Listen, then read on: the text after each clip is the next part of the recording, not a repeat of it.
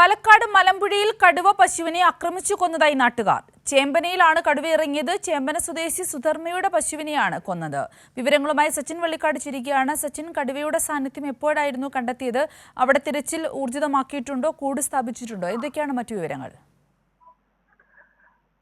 സിന്ദൂരി, കഴിഞ്ഞ ദിവസമാണ് മേയാൻ വിട്ട പശുവിനെ കാണാതായതോടെ ഇന്ന് തുടർന്ന് നടന്ന തെരച്ചിലാണ് ഇപ്പോൾ ചത്ത നിലയിൽ പശുവിനെ കണ്ടെത്തിയത്. തുടർന്നാണ് ഈ പ്രദേശത്ത് കടുവ ഇറങ്ങിയതായുള്ള സൂചന നാട്ടുകാർ ഫോറസ്റ്റ് വകുപ്പിനെ അറിയിച്ചത്. കാരണം വലിയ കാൽപ്പാടുകൾ പശുവിന്റെ സമീപത്ത് കണ്ടു. ഇത് കടുവയുടെ കാൽപ്പാടുകളുമായി സാദൃശ്യമുള്ളതാണ്. അതിനാൽ തന്നെ ആ വിവരം ഫോറസ്റ്റ് വകുപ്പിനെ അറിയിക്കുകയായിരുന്നു. തുടർന്ന് ഫോറസ്റ്റ് വകുപ്പ് ഉദ്യോഗസ്ഥർ ഈ മലമ്പുഴയിൽ ഈ പശുവിനെ ആക്രമിച്ച പ്രദേശത്ത് പരിശോധനയൊക്കെ നടത്തിയിട്ടുണ്ട്.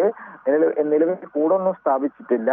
ഈ ജനങ്ങളോട് ജാഗ്രത പുലർത്തണമെന്ന നിർദ്ദേശവും നൽകിയിട്ടുണ്ട്. ഈ മേഖലയിൽ വന്യമൃഗങ്ങളുടെ ഒരു ശല്യമുള്ള മേഖലയാണ്. അതിനാൽ തന്നെ ജാഗ്രതയോടെ മുന്നോട്ട് പോകണമെന്ന നിർദ്ദേശവും വനംവകുപ്പിന്റെ നിരീക്ഷണവും ശക്തമായ രീതിയിൽ ഈ മേഖലയിൽ തുടങ്ങിയിട്ടുണ്ട്.